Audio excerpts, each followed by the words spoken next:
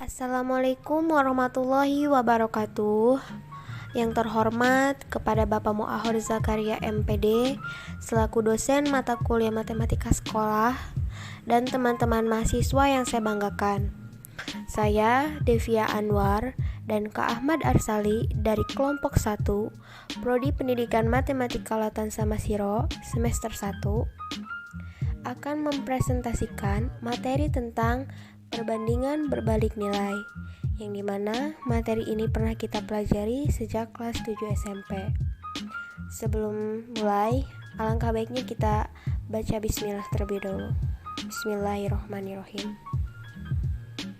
Di sini ada visi dari Prodi Pendidikan Matematika Latan Samasiro, yaitu menjadi program studi yang unggul dalam mencetak lulusan yang berakhlakul karimah, profesional, dan inovatif di bidang pendidikan matematika pada tahun 2023 serta dapat bersaing baik di tingkat nasional maupun internasional berdasarkan nilai-nilai Islam. Adapun misi dari Prodi Pendidikan Matematika Latan Samasiro yaitu 1. Menyelenggarakan pendidikan dan pengajaran yang modern, berdaya guna, dan aplikatif dengan kompetensi bidang keilmuan pendidikan matematika, dibingkai nilai-nilai luhur, kemanusiaan, dan berakhlakul karimah.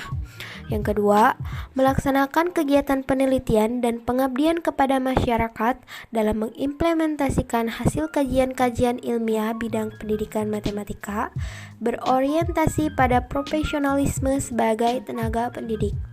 Yang ketiga, mengimplementasikan pengembangan pembelajaran matematika ceria, kreatif, inovatif, dan berbasis information communication technology dalam perkuliahan bagi para pengajar dan peserta didik. Yang keempat, menjalin pola hubungan kerja yang baik antara lembaga dengan pihak pemerintah dan swasta, baik dalam maupun luar negeri. Langsung saja, apa sih perbandingan berbalik nilai itu? Perbandingan berbalik nilai adalah perbandingan antara dua besaran di mana satu variabel bertambah, maka variabel lain berkurang atau sebaliknya.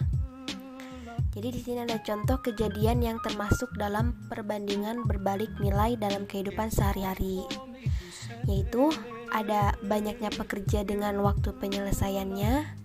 Yang kedua, ada banyaknya hewan dengan waktu penghabisan makanannya. Sini ada sebagai contoh, yaitu ketika kalian pergi ke sekolah sejauh 120 km dengan menggunakan sepeda, tentu ya waktu yang dibutuhkan untuk sampai ke sekolah akan berbeda apabila kalian mengayuh sepeda dengan cepat bila dibandingkan dengan ketika kalian mengayuh sepeda dengan lambat. Sini ada tabelnya teman-teman. Yang kolom pertama itu ada kecepatan atau kilometer per jam. Nah, yang kolom kedua itu ada waktu tempuhnya. Jika kecepatannya itu 60 km per jam, maka waktu tempuhnya cuma 2 jam. Nah, jika kecepatannya itu cuma 40 km per jam, maka waktu tempuhnya cuma 3 jam. Nah, jika kecepatannya 30 km per jam, maka waktu tempuhnya cuma 4 jam.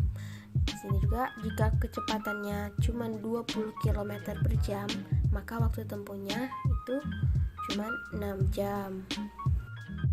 Nah, tabel di atas menunjukkan waktu tempuh yang dapat diraih untuk sampai ke sekolah dari rumah yang berjarak 120 km. Nah, apabila kalian mengayuh dengan kecepatan rata-rata 60 km per jam, maka kalian hanya akan membutuhkan waktu 2 jam saja. Artinya, apabila kecepatan rata-rata naik, maka waktu tempuh akan menurun. Itulah yang disebut dengan perbandingan berbalik nilai. Jadi ketika suatu komponen dinaikkan, maka komponen yang lain akan menurun nilainya. Ini ada rumus dari perbandingan berbalik nilai, yaitu A1 per B2 sama dengan A2 per B1. Jadi keterangannya itu kalau A1 itu jadi variabel kejadian 1. Nah, kalau A2 itu variabel kejadian 2. Kalau B1 itu banyaknya kejadian 1 dan B2 itu banyaknya kejadian 2. Selanjutnya akan diteruskan oleh Kak Ahmad Arsali. Baiklah, saya Ahmad Arsali. Saya akan melanjutkan presentasi dari Kak Devia Anwar. Di sini ada contoh soal. Di sini ada dua. Yang pertama adalah 5 buah mesin cetak mampu menyelesaikan pembuatan poster dalam waktu 40 menit. Berapakah waktu yang dibutuhkan apabila ada 6 buah mesin yang digunakan? Penyelesaiannya adalah kita ketahui jumlah mesin atau A1 sama dengan 5. Waktu penyelesaian B1 sama dengan 40. Jumlah mesin A2 sama dengan 8. Ditanyakan waktu penyelesaian atau B2 sama dengan titik-titik. Di sini langsung saja kita masukkan rumusnya. A1 per B2 sama dengan A2 per B1.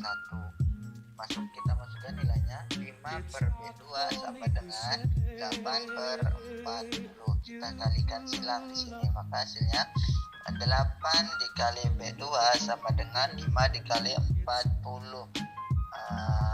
Maka B2 sama dengan 200 per 8. Karena 8-nya ini pindah ruas, maka 200 dibagi 8, maka hasilnya B2 adalah 25. Jadi waktu yang dibutuhkan untuk menyelesaikan poster apabila mesin yang digunakan ada 8 buah adalah 25 menit. Baiklah, untuk contoh soal yang kedua. 30 orang pekerja mampu menyelesaikan pembangunan rumah selama 60 hari. Berapa banyak pekerja yang dibutuhkan untuk menyelesaikan pembangunan rumah tersebut dalam waktu 15 hari? Penyelesaiannya, diketahui jumlah pekerja A1 sama dengan 30 orang dan waktu penyelesaian B1 sama dengan 60 hari. Waktu penyelesaian B2 sama dengan 15 hari.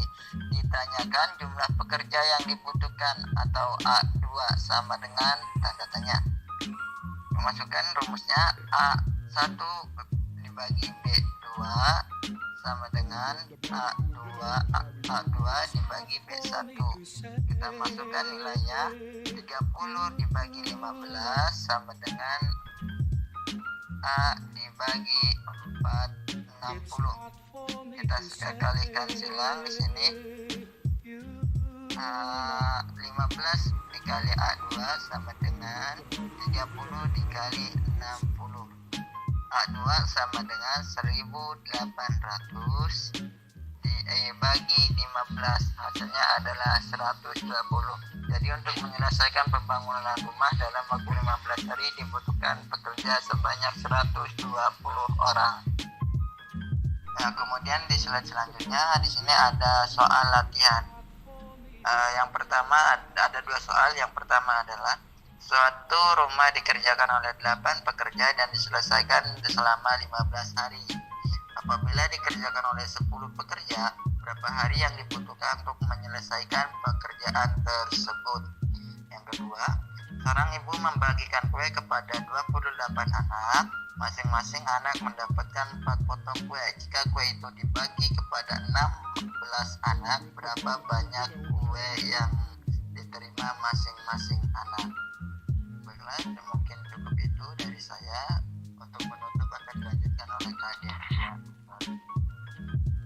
Mungkin hanya itu saja materi yang telah kami sampaikan. Semoga bermanfaat bagi kita semua. Kurang dan lebihnya kami mohon maaf. Wabillahi taufiq wal hidayah. Wassalamualaikum warahmatullahi wabarakatuh.